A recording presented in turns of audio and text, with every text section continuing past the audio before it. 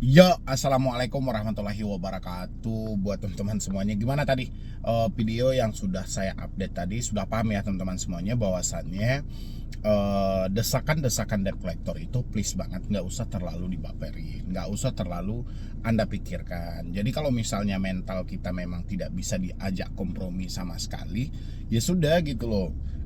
Lakukan aja step by stepnya, ganti kartu, hapus WA, ganti email, udah perkaranya selesai itu. Kalau misalnya Anda pengen merinset HP ke setelan pabrik, pindahkan dulu data-data yang menurut Anda penting. Habis itu ya sudah masuk dengan nomor baru. Apakah kita salah Bang? Salah, nggak ada salah. Kan kita ada data KTP juga. Jadi kalau misalnya mereka mau berkunjung ya silahkan.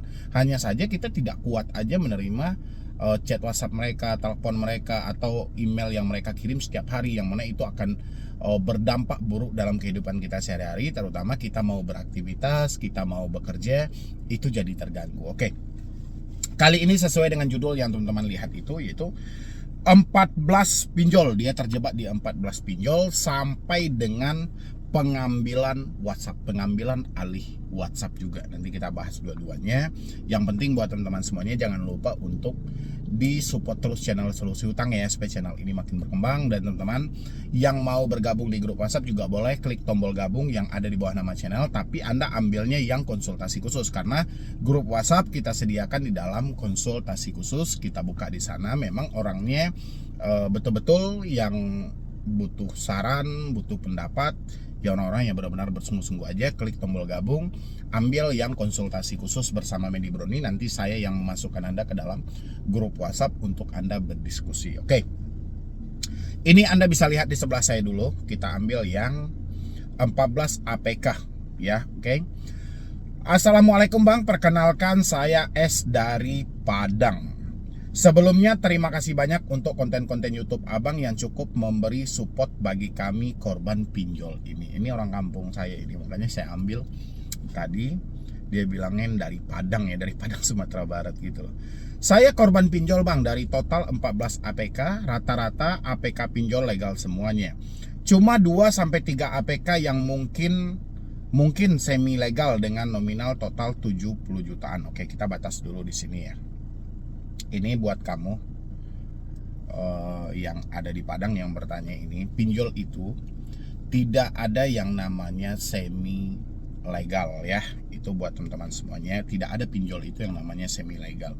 Bahasa-bahasa semi legal ini adalah bahasa yang mana itu dimunculkan ketika banyak mereka yang menawarkan jasa-jasa di luar sana, terutama mereka yang ada di TikTok, habis itu ada di snack video juga. Mereka memberikan sepintas kelihatannya mereka sama gitu loh, memberikan edukasi, tapi di balik edukasi mereka berupaya bagaimana caranya untuk mengajak Anda meminjol kembali. Ya, bahkan kalau masih ada limit-limit tersisa di paylater Anda, itu akan dibabat habis semuanya gitu loh, dengan dalih ya pinjol-pinjol yang Anda pinjam itu adalah semi legal. Atau dengan dia bilang ini tuh, daripada kita galbay sendiri tidak ada keuntungannya, mendingan galbay sama kami aja, Anda masih mendapatkan duit. Padahal bukan itu poinnya. Poinnya adalah bagaimana dia mengelabui Anda supaya Anda yakin untuk menggunakan data Anda ya. Dan habis itu, begitu data Anda sudah mereka pergunakan, ada dana yang cair, hasilnya dibagi dua. Itu adalah bagian dari bisnis mereka juga ya. Jadi nggak ada yang namanya pinjol itu semi legal. Habis itu kita lanjutkan juga di sini. Semakin banyak begitu karena selama ini bayarnya gali lubang tutup lubang Bang. Makanya makin lama makin membengkak. Saya coba galbay Bang, tapi saya masih takut-takut karena saya seorang pegawai negeri Bang, dinas di Padang. Oke, gini ya. Ini buat mbaknya maupun Anda di Padang ya, walaupun satu kampung gitu ya. Di sini gali lubang tutup lubang itu aja sudah salah. Tadi saya juga sempat menyinggung itu.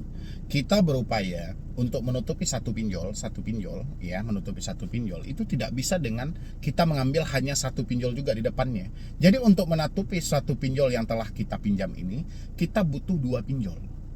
Ya, dan begitu seterusnya. Untuk menutupi 2 pinjol kita butuh 4 pinjol. Bayangin kalau Anda terjadi gali lubang berkali-kali, apa nggak meluas hutang Anda. Itulah makanya saya selalu menghimbau buat teman-teman semuanya, lebih baik kita gagal bayar pinjol daripada gali lubang tutup lubang. Ya, jadi gali lubang tutup lubang itu sebenarnya itu bukan solusi, justru itu malah membebankan diri Anda. Kapan waktunya orang-orang gali lubang tutup lubang ini sadar, Bang? Setelah pertama harta dia sudah tidak ada. Kedua, aset-aset dia sudah tidak ada lagi. Ketiga, dia setiap mengajukan pinjol itu sudah ditolak, tidak ada yang cair lagi. Disitulah mereka baru sadar berapa hasil yang mereka dapatkan selama gali lubang tutup lubang, baru mereka terkejut. Ada yang sudah berhasil menggali 15, ada yang sampai 20, bahkan ini sampai 14 aplikasi. Dia terkejut itu, ya kan? Tapi selagi masih ada aplikasi yang cair, mereka tidak akan sadar bahwa mereka telah masuk ke dalam permainan dari pinjaman online. Ya, itu harus dibuang.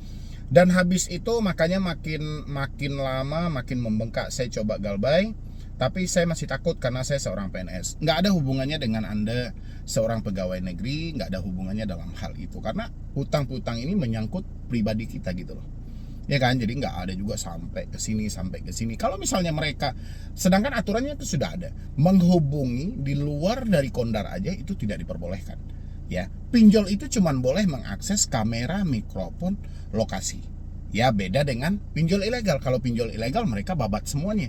Ya kan, tapi kalau pinjol legal sudah ada pengaturan akses camilan, kamera, mikrofon, lokasi. Jadi tidak ada ceritanya mereka itu sampai mendownload kontak-kontak Anda yang ada. Dan kalau, nah ini kalaunya, walaupun kita tidak percaya dengan aturan yang diterbitkan OJK tentang camilan ini, tentang kamera, mikrofon, dan lokasi, kalau seandainya ada pinjol-pinjol legal yang menghubungi di luar kondar, ya, menghubungi ke perusahaan, menghubungi ke tempat kerja, menghubungi teman-teman Anda, biasanya mereka tidak pernah mencantumkan nama aplikasi.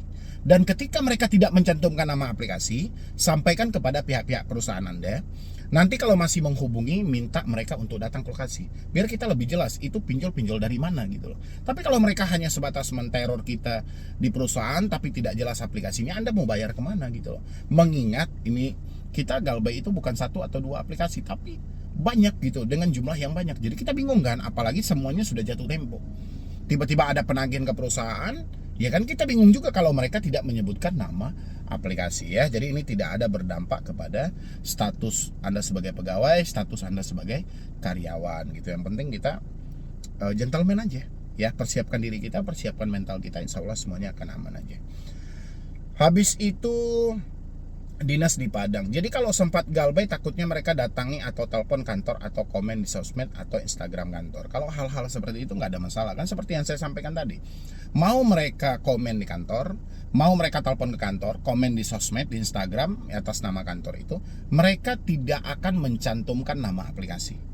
Ya, kalau sempat ada pinjol legal yang melakukan penagihan melalui media sosial, tapi mereka menyebutkan nama aplikasi, tamat riwayat mereka. Apalagi ini mumpung viral-viralnya putusan dari Mahkamah Agung, ya. Tinggal PR dari teman-teman yang mengalami telat bayar adalah mencari bukti itu sebanyak-banyaknya. Bagaimana caranya pinjol yang melakukan pengancaman sampai ke perusahaan Anda itu menyebutkan nama aplikasinya, dan simpan buktinya, laporkan kepada OJK, tembuskan juga kepada Kominfo biar pinjol ini ditindaklanjuti.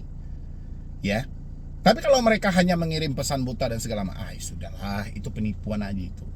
Ya, jadi teman-teman nggak usah terlalu percaya. Jadi kalau mereka tidak menyebutkan nama aplikasi, setakut-takutnya Anda galbay, lebih takut mereka dalam melakukan penagihan. Nyatanya mereka tidak berani kan menyebutkan nama aplikasi mereka. Jadi kita sebagai debitur pun nggak perlu takut dan nggak perlu khawatir juga, ya.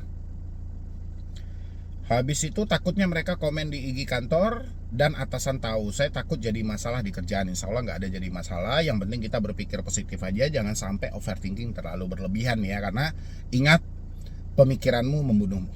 Jadi kalau kamu memikirkan hal-hal yang menakut-nakuti diri sendiri, tapi kamu lupa bagaimana cara menyemangati diri, siap-siap kamu akan tumbang dalam hal itu.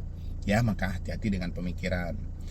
Saya mau minta saran ke abang, sebaiknya harus gimana bang? Mau galbay takut ketahuan sama orang-orang dan atasan di kantor, tapi kalau mau dibayar terus, saya takut utang pinjol ini makin menggunung karena gali lubang tutup lubang.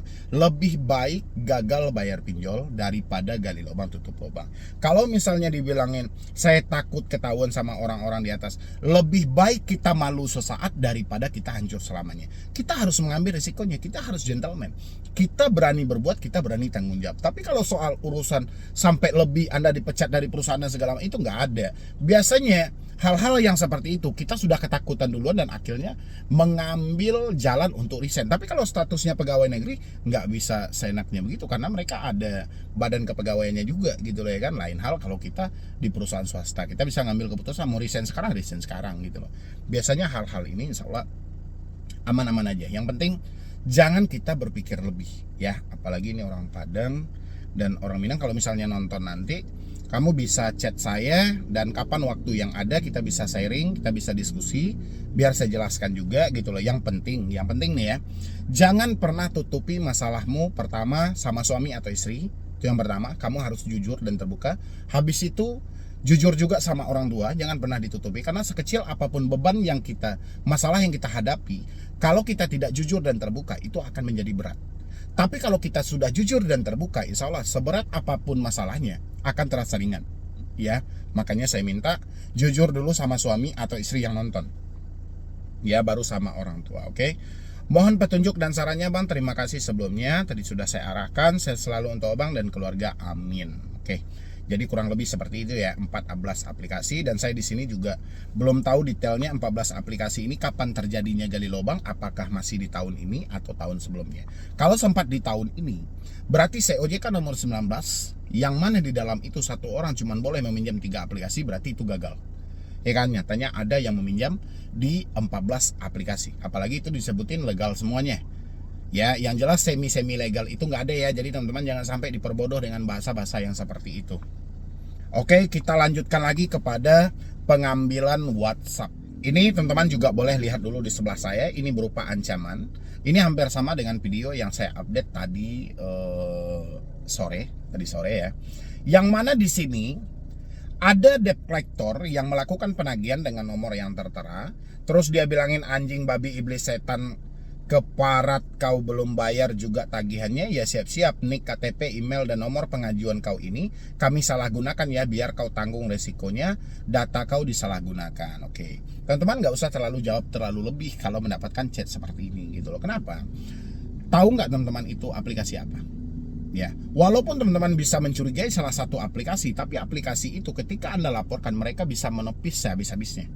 Makanya itulah yang saya bilangin, setakut-takutnya Anda ketika menerima chat seperti ini, lebih takutlah debt collector yang melakukan penagihan itu. Mereka ditekan untuk tidak menyebutkan nama aplikasi. Ya. Makanya debt collector itu ketika melakukan penagihan seperti ini, sebenarnya dia bukan mengancam Anda, tapi sedang menunjukkan suatu kebodohan. Dari mana letak kebodohannya? Seandainya ancaman yang mereka lakukan ini berhasil, nasabah dia merasa ketakutan dan nasabah ingin melakukan pembayaran, kira-kira nasabah mau bayar kemana? Mereka tidak mencantumkan dengan jelas apa aplikasinya dan kemana harus dibayar. Ya kan? Makanya di sini teman-teman gak usah baper dengan ancaman ini. Ini mereka sedang menunjukkan bahwa mereka itu bukan pintar gitu, tapi bodoh. Ya kan? Membodoh-bodohi Anda dengan kata-kata, tapi mereka kelihatan bodoh dengan hal yang seperti ini. Ya, jadi please jangan pernah kita ketakutan, kecemasan gitu loh. Cukup Anda tertawa aja, sampaikan aja, ya sudah, Anda lakukanlah. Jawabannya ya seperti ini aja. Kalau mereka sudah menyampaikan seperti itu, data kau disalahgunakan, jawab aja, lakukan aja. Udah sampai di situ aja jawabannya. Jadi jawaban lepas aja. Jangan pernah jawaban itu menunjukkan suatu ketakutan. Karena kalau kita menjawab menunjukkan suatu ketakutan sampai memohon maaf, tunggu dulu dan segala macam, Anda akan ditindas habis-habisan. Ya, jadi jawabannya jawaban seadanya aja. Kalau misalnya Anda tidak mau jawab dan Anda malas menerima chat-chat seperti ini, seperti yang saya sampaikan, ganti aja nomor Anda semuanya, hapus WA Anda. Ya, di sini dia bilangin apa lagi nih? Terus intinya kamu punya hutang, bayar hutangmu. Nggak peduli saya presidenmu bilang apa, MK mau bilang apa, bayar hutangmu. Nggak punya malu, udah ngutang nggak mau bayar, giliran ditagih 1000 alasan. Saya sebar nanti datamu, sana kamu telepon presiden suruh bayar hutangmu. Ya mereka enak ngomong kayak gini, karena mereka tidak mencantumkan nama aplikasi. Coba kalau mereka mentalnya kuat, cantumkan nama aplikasi ketika mencaci maki seperti ini. Apa efeknya nanti? Ya kan? Mereka selalu berlindung di balik kata-kata di WA mereka, dan WA ini akan hilang seketika aja gitu loh. WA ini tidak dipakai selamanya. Ya, nanti giliran kita mereport atau kita melaporkan salah satu pinjol legalnya bisa menepis. Itu bukan kami. Dari mana dasarnya Anda menuduh kami? Di sana ya jelas orang-orang yang mengaku-ngaku aja. gitu ya kan? Atau asumsi Anda aja ini pinjol ilegal, pasti dalihnya seperti itu. Ya. Ini dia sampaikan juga di sini, kami sudah mendapatkan akses untuk mengambil alih WhatsApp jika dalam waktu 16.00 kami tidak menerima pembayaran. Kami akan meminta dana dengan menunjukkan foto pengajuan ke semua kontak WhatsApp aktif dan kontak rekan kerja. Di sini kami melihat Anda aktif di WhatsApp beberapa kali. Kami menagih tidak Anda balas. Jadi kami sengaja mengambil alih WhatsApp Anda jika pada hari Kamis 1 Agustus 2024 jam 16 jam. Ya sudahlah, abaikan aja lah ya kan. Bahasa-bahasa seperti ini hanya mengelabui pemikiran Anda saja, yang mana tujuannya adalah Anda melakukan pembayaran. Kalau duit Anda tidak ada, ya udah gali lubang tutup lubang. Yang penting jangan baper. Kalau misalnya Anda sudah malas menerima chat-chat seperti ini, semuanya sepakat hapus WA Anda, ganti kartu Anda, reset HP Anda ke setelan pabrik. Ya, masuk dengan nomor baru, insya Allah Anda pasti aman. Oke, mungkin dari saya cuma itu aja dulu. Mudah-mudahan ini bisa bermanfaat dan bisa membantu juga buat teman-teman yang mengalami telat bayar atau tidak mampu bayar. Yang penting nggak usah baper, nggak usah takut juga. Insya Allah badai pasti berlalu kok. Yang penting kita tetap berpikir positif, kita tetap semangat, kita perlu hidup juga, masa depan kita masih panjang, dan jangan terlalu terhanyut dengan permasalahan sepele yang seperti ini. Ya, jadi sekian dulu dari saya, Mendy Brony. Wassalam.